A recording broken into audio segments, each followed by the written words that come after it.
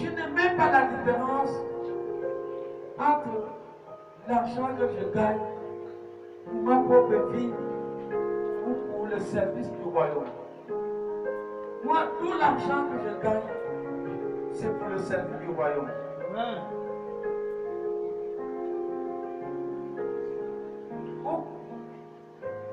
S'investir pour soi-même, c'est bon. Mais si nous nous investissons pour nous-mêmes et sans s'investir pour Dieu, cela constitue déjà une erreur. Parce que nous avons besoin de la vie. Nous avons besoin de la vie pour continuer à investir. Et c'est pour cela que premièrement, nous devons comprendre l'importance qu'il y a d'investir premièrement pour Dieu. La Bible est claire dans le livre de Deutéronome 6, 5 à 6. Il dit, tu aimeras d'abord l'Éternel ton Dieu de tout ton cœur, de toute ton âme, de toute ta force et de toute ta pensée. Donc Dieu doit être prioritaire. Dieu doit être prioritaire. Il dit, sers l'Éternel avec tes biens. Sers l'Éternel avec ce que tu as. Lorsque tu crois qu'il y a un besoin, ne reste pas la main fermée. Si nous sommes là, jamais tu es venu trouver que voilà, l'homme là, il est malade. Pourquoi je ne suis pas malade? Parce que simplement, j'ai consacré ma vie à investir tout ce que j'ai pour le service du royaume. Mais pourquoi Dieu va permettre la maladie dans la vie d'un tel homme, dans la vie d'une telle femme?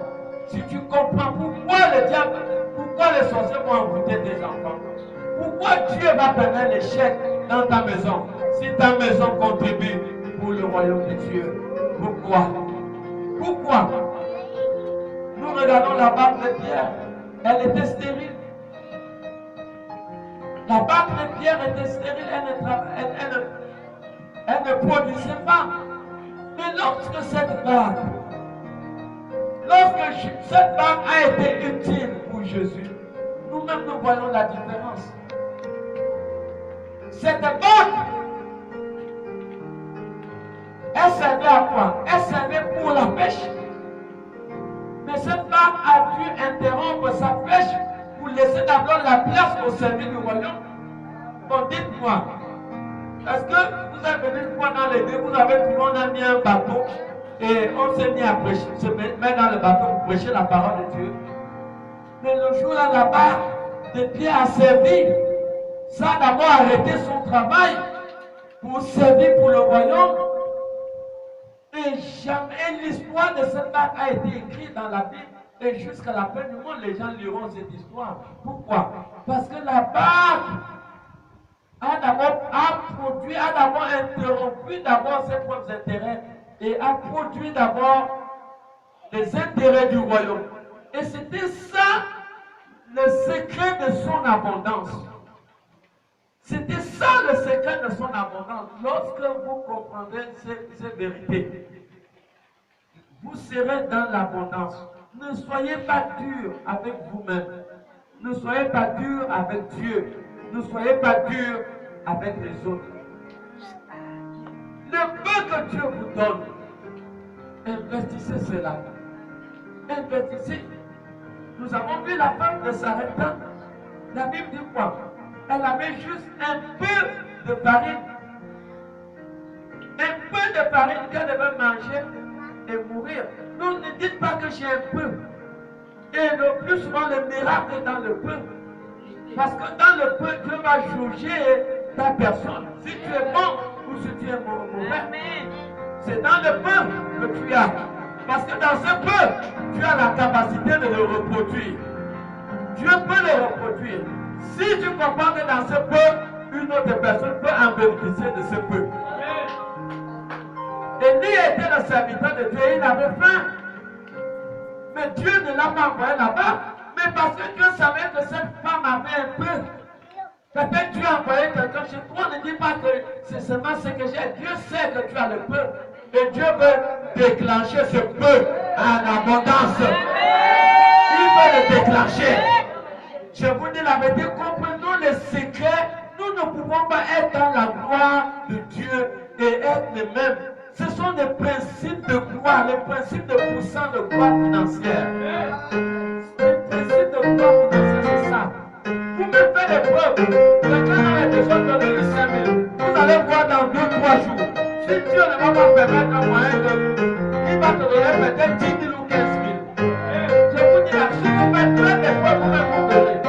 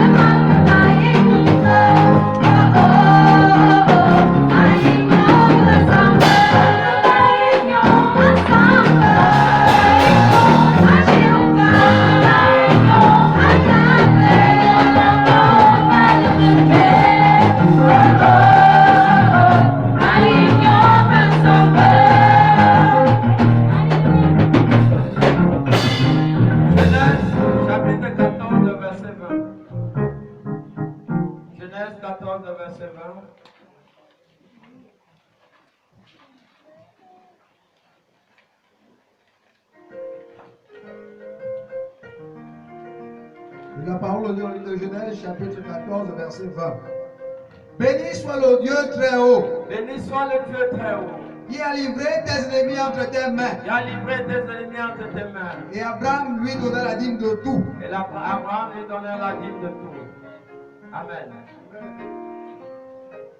Abraham est parti en guerre contre le roi qui était autour de Sodome. Et Abraham a compris la gloire et la puissance de Dieu dans sa vie. Abraham a vu les victoires que Dieu lui donnait. Et Abraham a compris. Abraham a compris qu'il devait renforcer le lien avec Dieu en donnant à Dieu carrément une partie de son revenu. Abraham, il est la première personne qui a payé la dîme. Nous comprenons. Lisons Ésaïe 51, 1 à 3. Abraham est la première personne qui a payé la dîme. Abraham est le père de la foi. Et Abraham a pris la décision de renforcer son lien pour que l'ennemi ne vienne pas le vaincre. Pour que la sorcellerie ne vienne pas le vaincre. Pour que l'ennemi ne touche pas sa famille. Il renforce le lien, son alliance avec Dieu, en prenant la décision de donner une petite partie de son revenu à Dieu. Ésaïe 51 à 3. Ésaïe 51, chapitre 51, verset 1 à 3. Écoutez-moi. Écoutez-moi. Vous qui poursuivez la justice. Vous qui poursuivez la justice. Qui cherchez l'Éternel. Qui cherchez l'Éternel. Portez les regards. Portez les regards. Sur le rocher. Sur le rocher. Que vous avez été taillé. Que vous avez été taillé. Sur le creux de la fosse. Sur le creux de la fosse. Que vous avez été tiré. Que vous avez été tiré. Portez les regards sur Abraham. Portez les regards sur Abraham. Votre père. Votre père. sur Sarah, et sur Sarah, qui vous a enfanté, qui vous a enfanté, car lui seul, je je l'ai appelé, lui ai appelé, je l'ai béni je l'ai béni et multiplié. et multiplié. Ainsi, Ainsi, l'Éternel a pitié de Sion. l'Éternel a pitié de Sion. Amen. La Bible dit que nous devons porter le regard vers Abraham. Abraham a fait quoi? Abraham a pris la décision. C'est comme une assurance. Essayez d'imaginer une voiture qui n'a pas d'assurance. Quand la voiture arrive, il y a les policiers, le chauffeur panique. C'est vrai ou c'est faux? Parce que la voiture n'a pas d'assurance. Mais quand la voiture est assurée, on assure la voiture pour garantir les accidents de demain. Pour garantir les dangers de demain. Pour préserver, hein, c'est ça, non? Les dangers de demain. C'est la même chose. Établir, c'est comme une sorte d'assurance que nous payons vis-à-vis de Dieu. Pour garantir la protection divine. Pour garantir le lien qui nous unit à Dieu. Pour garantir l'alliance. Que l'alliance entre Dieu et nous soit permanente. Que Dieu puisse faire partie. Que Dieu puisse avoir une place dans notre vie. Et c'est ce qu'Abraham a fait. Abraham voulait intégrer Dieu dans sa vie. Et Abraham a placé Dieu dans une partie de sa vie. En prenant une partie de sa vie en donnant à Dieu. Et c'est ça qu'il a établi en tant que Dieu. Pour assurer une permanence continuelle. Que son alliance soit permanente entre lui et Dieu. Et vous savez, il y a des avantages dans l'alliance. L'alliance permet à sorte que Dieu veille sur ta personne, sur la famille, contre les dangers de demain. Et c'est ce qu'Abraham a fait. Abraham a pris la 10e partie de son revenu qu'il a donné à Dieu. Et la Bible, Esaïe nous dit comment apportons le regard vers Abraham. Donc, Abraham étant le père de la foi, nous devons évoluer selon le modèle. Ça veut dire le rocher dans lequel nous avons été taillés. Maintenant,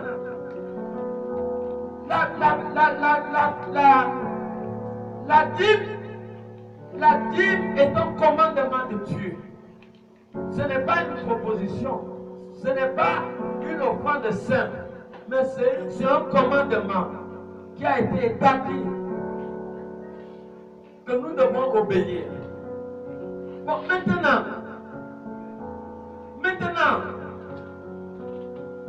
tu prétends vivre dans la justice et désobéissant à ce commandement.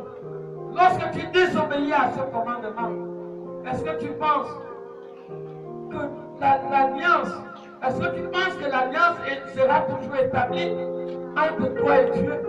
Mais tu as besoin d'être en alliance avec Dieu parce que la vie est faite des obstacles. Proverbe 14, 27 dit que la crainte de l'Éternel est une source de vie pour nous éviter des dangers mortels. Tu as besoin de Dieu pour que Dieu puisse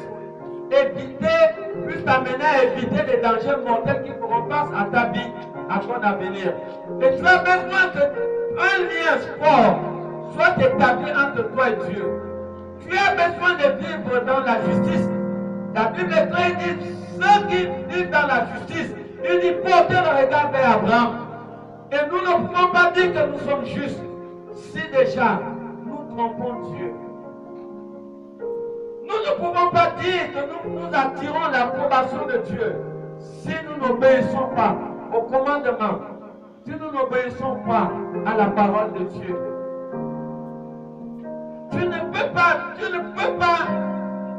pas vouloir une stabilité spirituelle, une paix dans ta vie. Vous savez, la paix dépend de la protection divine. La paix dépend de l'armement. Les États-Unis sont quelque part un peu en paix parce qu'ils mettent toute leur confiance sur leur armement. Et c'est ce qui fait que quelque part, ils n'ont rien. Et c'est ça. Notre paix dépend de notre sécurité. Et notre sécurité vient de Dieu. Mais si nous ne payons pas notre dîme, nous sommes déjà en désaccord avec Dieu. Nous sommes mésaccord avec Dieu. Parce que la dîme est un principe biblique. C'est un principe biblique. La dîme est la parole de Dieu.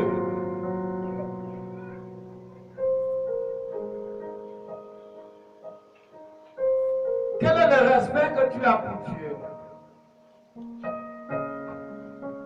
Si dans 10 000 que Dieu te donne, c'est Dieu qui t'a donné. Il dit dans 2 Corinthiens 6, 10, il dit c'est lui qui donne la semence au semeur. Il donne la semence au semeur. C'est Dieu qui te donne. Et sur ces 10 000, la part qui doit revenir à Dieu est 1000 francs. Lorsque tu coupes ces 1000 francs, tu évolues dans un mésaccord total avec Dieu. Si tu veux que tes prières soient exaucées, la dîme, elle est obligatoire. Ce n'est pas comme le franc, tu peux donner ce que tu penses. Mais la dîme, elle est obligatoire. Dieu met tellement d'importance pour sa maison et pour des personnes qu'il a établies pour être à son service. Il y a certains hommes de Dieu qui ne connaissent pas leur valeur. Mais Dieu porte une grande valeur pour ceux qui ont été consacrés pour son service. Et cette parole est claire. Dans Malachie 3,7, il dit enfin qu'il y ait de la nourriture dans sa maison. Et en dehors même de la nourriture, cet argent peut servir pour payer le courant. Cet argent peut servir pour payer l'eau. Cet argent peut servir pour payer la peinture. Cet argent peut servir pour payer le matériel, le sable, les briques, pour payer le ciment, pour la construction de l'église. Bon, essaie d'imaginer, Dieu t'a donné 1000 francs. Et dans les 1000 francs, 100 francs est pour Dieu. Ces 100 francs devaient contribuer pour payer le courant dans son église, pour payer la nourriture à ses serviteurs dans l'église. Mais tu as mangé les 900 qui sont pour toi. Mais tu manges encore les 100 francs. Les 100 francs, c'est ce lien d'amour. Ce lien d'amour qui fait en sorte que tu attires l'attention de Dieu dans ta vie. Au fur et à mesure que tu payes la partie qui revient à Dieu, l'approbation de Dieu, les yeux de l'Éternel. 1 Pierre 3, le verset 12. Lisons un peu. 1 Pierre 3, 12. Vous verrez que Dieu a toujours son regard vers le juste. Mais le juste c'est qui? Le juste est celui qui obéit à la loi de Dieu. Le juste est celui qui obéit au commandement de Dieu. C'est celui-là le juste. 1 Pierre 3, 12. 1 Pierre 3, 12. Tandis que vous attendez et hâtez l'avènement du jour de Dieu. 1 Pierre 3, 12. 1 Pierre 3, 12. Car les yeux du Seigneur sont sur les justes. Et ses oreilles sont attentives à leurs prières. Mais la face du Seigneur est contre ceux qui font le mal. Écoutez bien, vous ne pouvez pas dire que vous êtes juste devant Dieu si vous désobéissez au commandement établi par Dieu. Cette deuxième partie ne vous appartient pas. Lisons Lévitique 27, le verset 30. C'est à Dieu. Les États-Unis payent leur dîme à l'église. Et c'est ce qui fait l'une de leurs forces. Il y a des États qui payent leur dîme. La dîme est une loi divine. Aucune nation ne s'est créée lui-même. Aucun être humain ne s'est créé lui-même. Tout être humain a été créé par Dieu. Les nations ont été établies par Dieu. Et ces nations doivent obéir au principe divin établi par le Créateur. Mais les États-Unis observent cette loi. Lévitique 27, 30. Toutes les dîmes d'une nation, toutes les dîmes d'une famille, d'un individu appartient à l'Éternel Dieu. Ce n'est pas pour toi. Quand Dieu te donne 10 000, 1000 francs là, c'est pas pour toi. 1000 francs là, c'est pour Dieu. Ne mange pas de 9 000 et tu manges encore 1000 francs qui appartiennent à Dieu. Lévitique 27, le verset 30. toute dîme de la terre, soit des récoltes de la terre, soit du fruit des arbres, appartient à l'Éternel. C'est une chose consacrée à l'Éternel. La dîme est consacrée. Mais quand on voit le mot consacré, on va voir le mot sacré. Ça veut dire c'est quelque chose qui est sacré. C'est quelque chose dont le mot t'a touché. Lorsque vous touchez cela, vous cherchez le problème avec Dieu. Je ne sais pas si quelqu'un comprend quelque chose. C'est consacré. C'est intouchable. On ne touche pas. C'est la part qui revient à Dieu.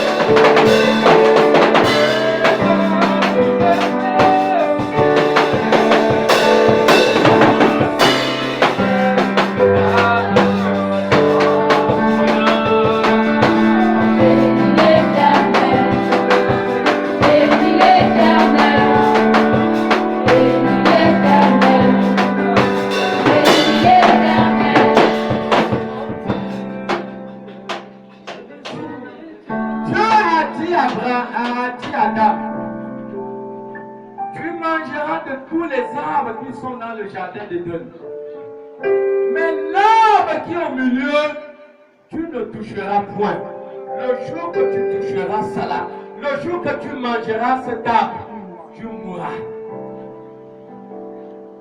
C'est la même chose avec la dîme. La dîme, c'est l'interdit. On ne touche pas à ce qui est interdit. Lorsque tu commences à manger la 10e partie de ta vie, tu entres automatiquement dans la mort. La mort spirituelle. Lorsque tu manges la dîme, tu es en train de tuer complètement tes finances. C'est la partie intouchable. Dans chaque argent, il y a une partie qui appartient à Dieu, qu'on appelle la dîme. Dans cette dîme, il y a quelque chose de dangereux dans la partie qu'on appelle la dîme. La partie qu'on appelle la dîme est divisée en 2 phases. Il y a la vie et la mort. Dans cette 10e partie, il y a la vie, il y a la mort. Si tu prends cette 10e partie que tu remets au propriétaire, alors là, tu entres dans la vie. Tu te procures la vie. Si tu prends cette 10e partie qui appartient à Dieu et que tu manges, alors tu entres directement, tu déclenches le processus de mort dans ta vie.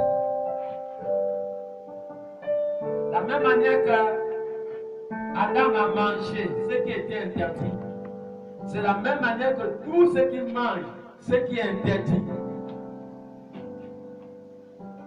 procure automatiquement la mort dans leur vie. Et vous verrez que la plupart des gens qui ont accepté le Seigneur, qui connaissent la parole, qui n'obéissent pas à ce principe de la dîme, ne connaissent pas une percée financière.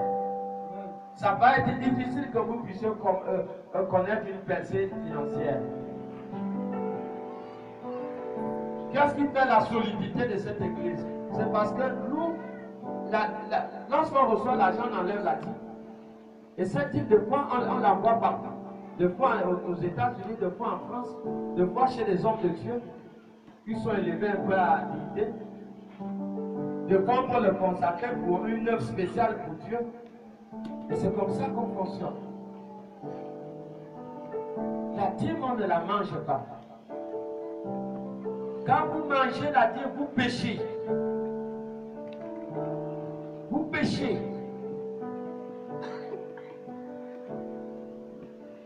La Bible dit que les voleurs ne vont pas hériter le royaume des cieux. Quand tu manges la dîme, tu voles Dieu.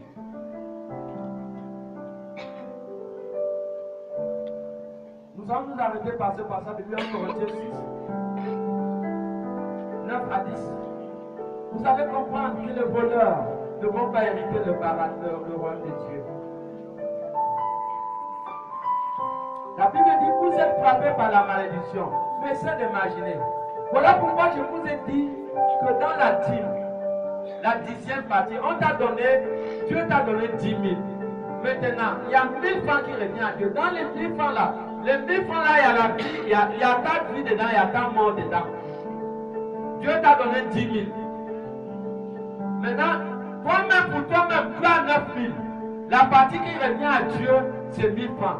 Dans les 1000 francs là, il y a ta vie dedans, il y a aussi ta mort. C'est à toi de faire le bon choix. Si tu manges, tu as choisi la mort. Parce que Malachie 3,7 dit que vous êtes frappés par la malédiction. Et vous savez que les hommes maudits ne vont pas hériter le paradis. Et nous avons des épreuves de personnes qui ont été au paradis, qui n'ont pas payé la dîme, et ils ont perdu le paradis simplement à cause de ça. Mais où évoluons-nous si nous ne connaissons pas ces choses? Si nous ne le pratiquons pas? Moi, je ne veux pas être coupable devant Dieu. Voilà pourquoi je l'enseigne. Je l'enseigne parce que moi-même, je le pratique. Je fais le commerce des œufs là. Dans une palette, dans un carton d'œufs, je gagne combien? Je gagne 6 000. 6 000. Dans ces 6 000, j'enlève 600 francs. Avant même que je commence à vendre, je prends 600. Parce que j'ai une place spéciale où je mets la dîme. Avant que je commence à vendre, lorsque j'envoie les enfants, on me prend les heures à la fin, ils amènent ça. Une fois ils déposent, je prends d'abord la dîme parce que je vends. Il m'avait donné le propriétaire son argent, moi je reste avec mon bénéfice. Donc j'enlève 600, je mets dans la partie. Je ne blague pas. Moi-même, j'ai des CD là que je vends, qui ont des témoignages, des personnes qui sont allées en enfer parce qu'ils n'ont pas payé la dîme. Et ça ne blague pas. Je sais que les hommes et les femmes maudits ne vont pas aller au paradis. Malachie 3, 7 à 10 dit, vous êtes frappés par la malédiction. Pourquoi? Parce que vous me volez. Mais il faut que nous devons évoluer dans la justice. Et évite toute erreur. Nous vivons les temps de la fin et nous devons remplir nos formalités pour le ciel. Que rien ne puisse constituer un obstacle pour que tu puisses hériter le paradis. Tout sauf l'argent ne doit pas constituer un obstacle pour que tu puisses hériter le paradis. Payer la dîme ne va pas t'appauvrir. Mais pour faire la dîme de Dieu va attirer le malheur et la pauvreté dans ta vie. Et c'est ça la véritable réalité. Et nous devons faire attention. Cette dîme qu'on donne, Père, sert. La fois dernière, j'ai eu de l'argent, je suis allé payer le ciment. Payer une tonne de ciment. Cet argent sert. En dehors de manger, ça peut servir pour les travaux à l'église. Donc, ne sois pas un obstacle pour l'avancement du royaume. Libère ce qui a Dieu pour que le royaume parle. Libère, la dîme est obligatoire. L'offrande, tu peux donner ce que tu peux pour établir un lien d'amitié avec Dieu. Et c'est ça la vérité. Ne perds pas le paradis parce que tu es dur. Amen. Ne perds pas le paradis parce que tu es dur. Accomplis la loi. Et vous verrez la puissance. La Bible dit, vous verrez, si je n'ouvrais pas pour vous les esprits de cieux. Dans Malachie 3, 7, verset 10. Tous ceux qui donnent la dîme évoluent dans un ciel ouvert. Et ceux qui n'évoluent pas la dîme ferment le ciel. Et vous savez que la semence, quand les mamans plantent au village, ils ont besoin de la pluie pour arroser la semence. Et nous avons besoin de la bénédiction qui vient du ciel pour entrer en possession financière, en possession du matériel. Nous avons besoin que notre ciel soit ouvert. Il dit, tous ceux qui ne payent pas la dîme, leur ciel est ouvert. Mais quand tu payes, vous verrez si je n'ouvrais pas pour vous les esprits de cieux. Il y a des gens qui évoluent avec un ciel ouvert. Amen, amen. Vraiment, si quelqu'un a des oreilles, il écoute la parole de Dieu. 1 Corinthiens 6. On va s'arrêter par là. 1 Corinthiens 6, 9 à 10. Ne savez-vous pas que les injustes n'hériteront point le royaume de Dieu? Les injustes ne vont pas hériter le royaume de Dieu. Ne vous y trompez pas. Ne vous y trompez pas. Ni les impudiques, Ni les impudiques, ni les idolâtres, ni les idolâtres, ni les adultères, ni les adultères, ni les efféminés, ni les inféminés, ni les infâmes, ni les infâmes, ni les voleurs, ni les voleurs, ni les cupides, ni les ni cupides, les ivrognes, ni les ni ivrognes, les outrageux, ni les ni outrageux, les ravisseurs ni les ravisseurs hériteront le royaume de Dieu. n'hériteront pas le royaume de Dieu. Amen, amen. Si quelqu'un a des oreilles, qu'il écoute la voix de l'Esprit en ce lieu. Amen, amen. Acclamons le Seigneur et mettons-nous debout sur le Dieu. La chorale.